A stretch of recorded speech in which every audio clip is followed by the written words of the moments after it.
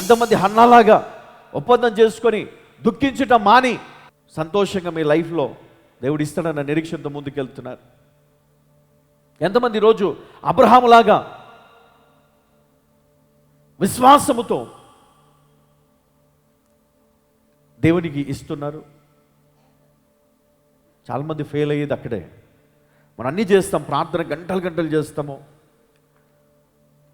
పాటలు అన్నీ చాలా మంచి విశ్వాసంతో చేస్తాము, కానీ మనం ఇచ్చే ఆఫరింగ్, టైత్, థ్యాంక్స్ గివింగ్ విశ్వాసముతో నమ్మకంగా మనం ఇస్తున్నామా? లేదు. ఆ విషయంలో మనం ఫెయిల్ అవుతున్నాం. అందుకనే మన లైఫ్లో మనము గ్రోత్, సక్సెస్కి బదులు మనం డౌన్ఫాల్ చూస్తూ ఉన్నాం. మన లైఫ్లో డౌన్ఫాల్ చూస్తూ ఉన్నాం. మనం చేసుకున్న ఒప్పందాన్ని కొన్నిసార్లు నిర్లక్ష్యం చేయడమో, లేకపోతే మన పరిస్థితులను బట్టి, అక్కడ ఉన్నటువంటి పరిస్థితులను బట్టి మనం మార్చుకొని మన సొంత నిర్ణయాలతో మార్చుకోవడం. ఒకసారి ఒప్పందం చేసుకున్న తర్వాత అది జీవితాంతము ఉంటుంది. చూడండి, ఈ లోకంలోనే ఒక దాంపత్య జీవితం, భార్యాభర్త ఇద్దరి పెళ్లి విషయాలు మనం చూస్తే విడిపోవాలంటే అంత ఈజీ కాదు. ఇప్పుడు మ్యూచువల్ అండర్స్టాండింగ్ డబ్బులు ఇచ్చి విడిపోతున్నారేమో, కానీ వాస్తవానికి న్యాయపరంగా చూస్తే కనుక దానికి చాలా చట్టాలు ఉన్నాయి. మరి ఎన్నో రీజన్స్ కావాలి, మరి ఎన్నో ప్రూఫ్స్ కావాలి. వాటన్నిటిని ఆధారం చేసుకొని సాక్ష్యాలతో అప్పుడు వారిద్దరికి డైవర్స్ ఇవ్వడం జరుగుతుంది. అలాగే దేవునితో నువ్వు చేసుకున్నటువంటి ఒప్పందము, ఇది ఒక బంధముతో ముడివేయబడి ఉంది. రిలేషన్ దీంట్లో మరి ముడిపడి ఉంది. దాన్ని అంత ఈజీగా నువ్వు కట్ చేయలేవు, అంత ఈజీగా నువ్వు మర్చిపోలేవు. అది ఎప్పటికప్పుడు నీ జ్ఞాపకము రావాలి, గుర్తు పెట్టుకోవాలి. ఈఎంఐ ఎంతమంది గుర్తుంటుందండి? ఈఎంఐ ఎంతమంది గుర్తుంటుంది? క్రెడిట్ కార్డ్ పేమెంట్స్ ఎంతమంది గుర్తుంటాయి? అందరికీ. టైత్ కరెక్ట్గా ఇవ్వాల్సిన టైంకి ఎంతమంది గుర్తుంటుంది? అందుకే సక్సెస్ రేషియో పూర్తిగా 1% ఉంది. ఎందుకు సక్సెస్ కావట్లేదు నేను? ఎందుకు బ్లెస్ అవ్వట్లేదు నేను? ఎందుకు నా పరిస్థితి మారట్లేదు? ఎప్పుడు పక్కన దగ్గర దోపుడే, ఎప్పుడు పక్కన దగ్గర దోపుడే కదా. ఒక 2 రూపాయలు ఎట్టొస్తే చూద్దాం. నువ్వు ఇచ్చువానిగా ఉండి చూడు, దేవుడు నిన్ను ఇచ్చువానిగా తలగానే ఉంచుతాడు. హల్లెలూయా, హల్లెలూయా. ఈ ఆఫరింగ్, సాక్రిఫైస్, దీంట్లో ఉన్నటువంటి ఆ గొప్ప శక్తి మన లైఫ్లో అది నిజంగా మనము చూడగలుగుతాం. ఇది దేవునితో ఒక ఒప్పందం చేసుకున్నప్పుడు చాలా శక్తివంతంగా ఇది నీ జీవితంలో పనిచేస్తుంది. చాలా శక్తివంతంగా ఇది నీ జీవితంలో పనిచేస్తుంది. ఉదాహరణకు నిర్గమకాండము 25వ అధ్యాయము 1 నుండి కొన్ని వచనాలు. యెహోవా మోషేకు ఇలాగు సెలవిచ్చెను, నాకు ప్రతిష్టార్పణ తీసుకొని రండని ఇశ్రాయేలీయులతో చెప్పుము. మనఃపూర్వకముగా అర్పించు ప్రతి మనుష్యుని యొద్ద దాన్ని తీసుకొనవలెను. చూడండి, ఎవరి దగ్గర తీసుకోవాలంట?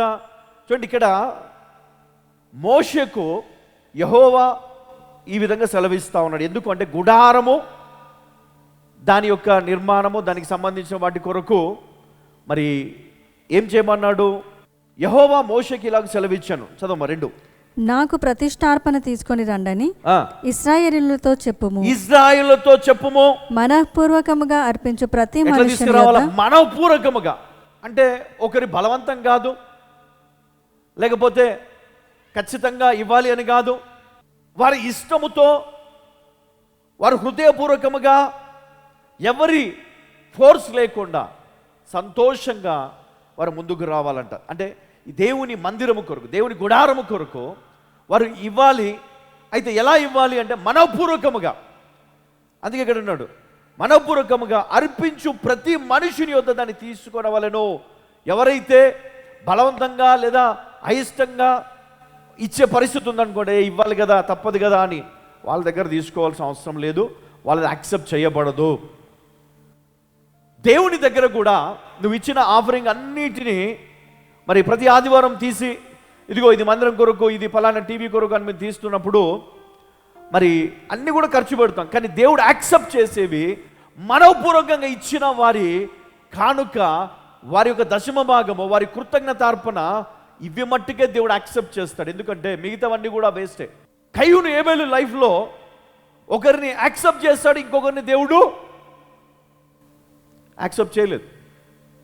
అదేవిధంగా ప్రతి ఒక్కరి లైఫ్లో ఇద్దరు వ్యక్తులు ఉన్నారనుకోండి, ఒకడు బ్లెస్ అవుతాడు, ఇంకొకరు కారు.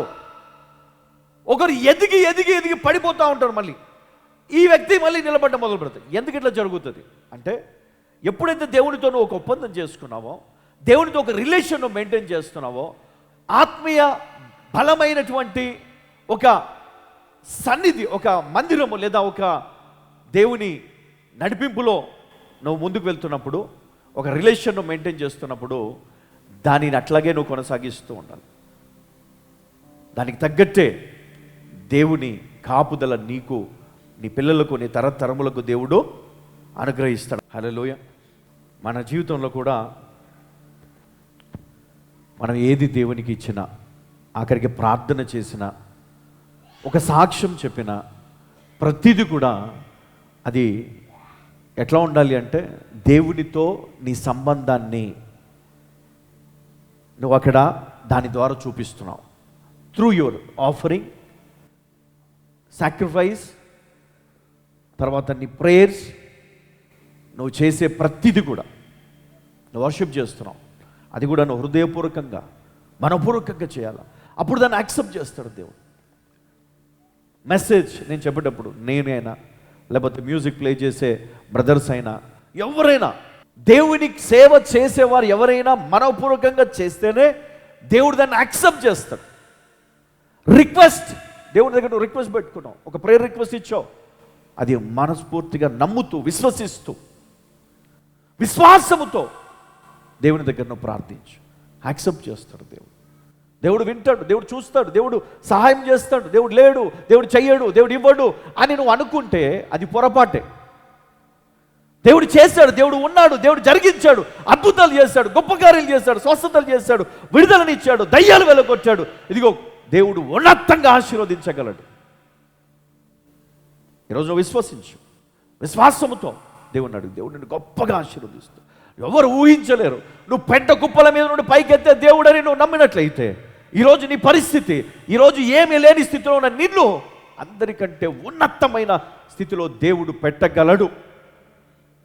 నువ్వు తలగానే ఉంటావు కానీ తోకగా ఉండవు. చెప్పండి ఆమేన్. నువ్వు తలగానే ఉంటావు కానీ తోకగా ఉండవు. ఎంతమంది అయితే ఈ మాటను యాక్సెప్ట్ చేస్తున్నారు ఈరోజు, నేను చెప్తున్నా, మీరు తలగానే ఉంటారు కానీ ఎప్పటికీ మీరు తోకగా ఉండరు. దేవుడు మిమ్మల్ని ఆశీర్వదించబోతున్నాడు. హల్లెలూయా. నమ్మ, ఈరోజు నిన్ను దేవుడు ఆశీర్వదిస్తున్నాడు. ఇది నీకు ఆశీర్వాదం, ఇది నీకు దీవెన, ఇది నీకు ఘనత. దేవుడు నిన్ను, నీ కుటుంబాన్ని బహుగా దీవించబోతున్నాడు. దేవుడు నిన్ను తలగానే నియమించబోతా ఉన్నాడు. ఎప్పటికీ ఎన్నటికీ నీవు కానీ నీ తరములో ఏ ఒక్కరు కానీ తోకగా ఉండరు. అన్ని విషయాల్లో దేవుడు నిన్ను తలగానే ఉంచబోతున్నాడు. ఆమేన్, ఆమేన్.